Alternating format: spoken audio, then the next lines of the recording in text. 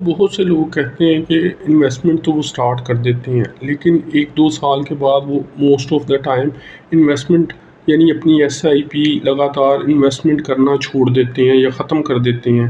تو ایسا کیوں ہے؟ بیسیکلی اس کی جو سب سے بڑی ریزن ہے وہ یہ ہے کہ لوگوں کو چاہیے کوئک منی گینز، یعنی انہیں کیپٹل گین چاہیے کوئکلی۔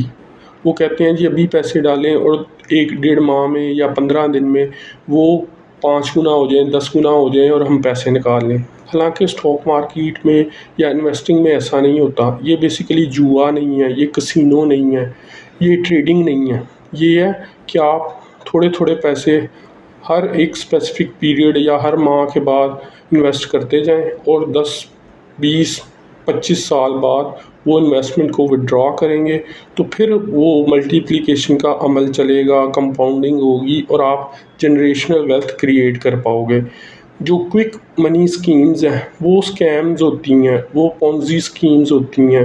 ایسا زندگی میں ریئلٹی میں نہیں ہوتا، تو آپ نے اس چیز سے بچنا ہے اور لانگ ٹرم کے لیے انویسٹ کرنا ہے۔ تو اس طرح آپ جنریشنل ویلتھ بھی کریٹ کر پائیں گے اور منی کو انجوائے بھی کر پائیں گے۔ Thank you.